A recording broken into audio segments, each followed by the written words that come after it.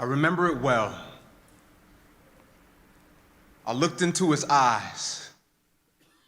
And even though I never saw the anvils chained to his arteries, I knew his heart was heavy.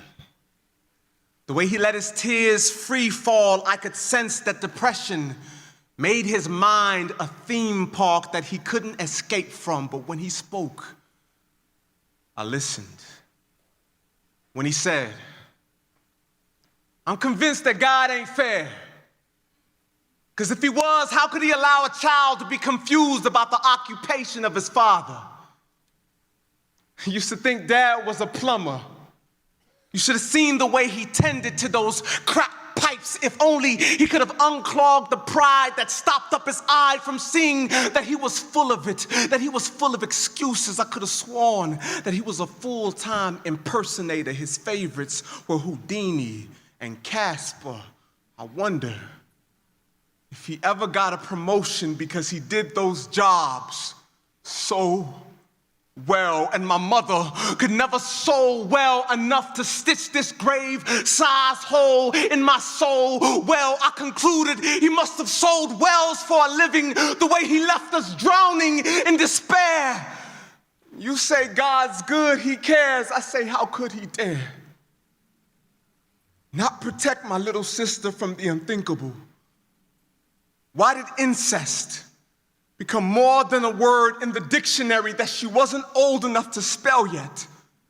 Nor was I old enough to stop Uncle from giving such English lessons, and now she's an open book, judged by her cover. But it's only an attempt to hide the torn pages of her past. Her story is twisted. See, molestation says, "I hate you," while using an act that was designed to say, "I love you." No wonder her heart had grown dyslexic. What a wretched collage of mixed messages. We never intended to make God illiterate to our pain.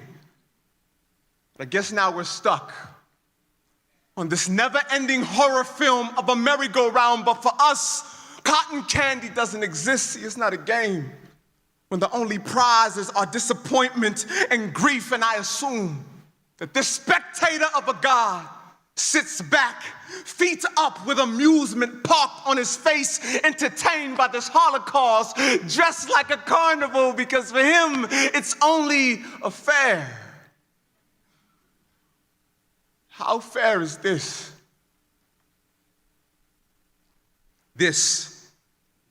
How fair is this? I responded. Well, you're right, this isn't fair at all. See, your respiratory system is in direct violation.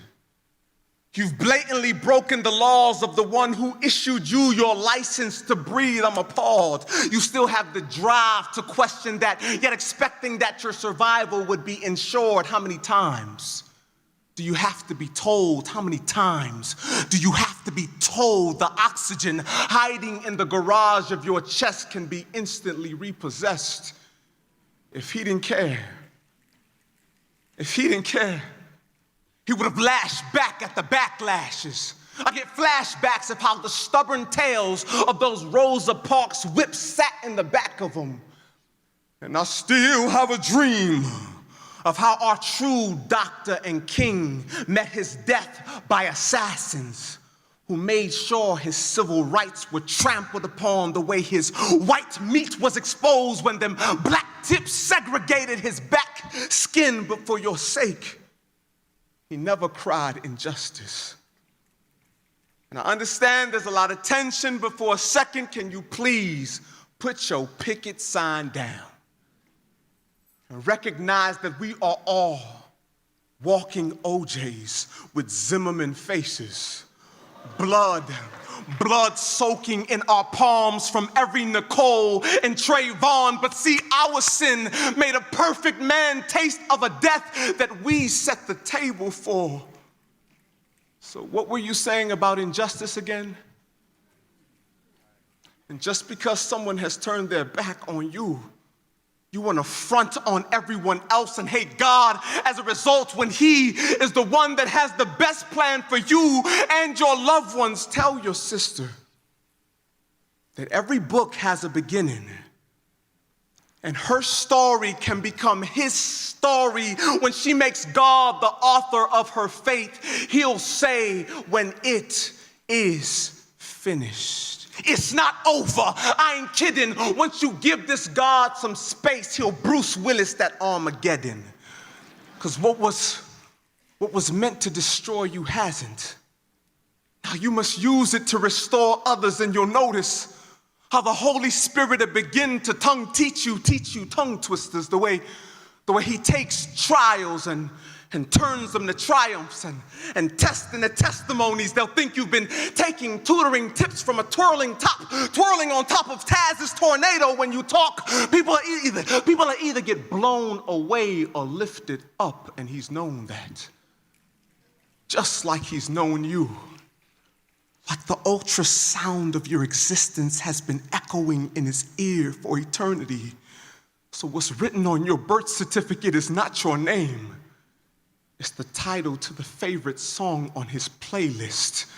The fact that you're still standing here is evidence there are angels. If you ever claim that God hasn't been good to you, you're lying. And you still haven't gotten up from your bone-chilling bed of iniquity, yet he covers you because he typed his image into the computer of your DNA with no ink, his fingerprints. I'm in love with you. So I told him, the same way I'm going to tell you. I don't care where you're from, what you have, or what you've been through. Your life is a movie, and you've only been given a clip. I said you've been given a clip in case you think you haven't had a fair shot. He knows. Cock back, reload, cock back, reload. And when your back is against the wall, just look to the ceiling and you will never be floored that this world is a room called chaos. But there's a window. Open it and look outside yourself. And it should make your head spin when you realize that God has always had the Ferris wheel for your life. See, Christ's crucifixion was the most unjust atrocity ever committed against an innocent victim. That he endured that roller coaster of injustice just to prove that this world isn't one of justice. It just is. That he isn't just a just God. He is so far beyond that. He is just God. And he loves you so much that he's broken the rules of this theme park because he knew you'd fall short. But he's allowing you to stand on the rock so that you meet the mark to enter his bloodline because he wants you to ride with him. So get in, but wait. Loving him back is only fair.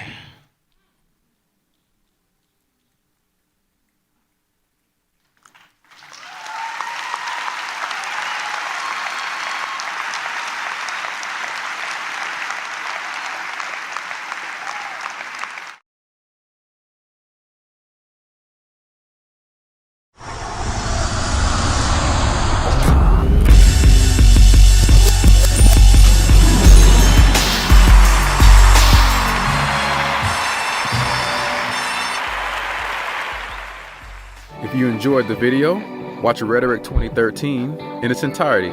Check out the links below. Also, follow us on Twitter, Instagram, and of course, Facebook. We love hearing from you. Join the movement. Subscribe, comment, and please share this video. Thanks, and we'll see you next time.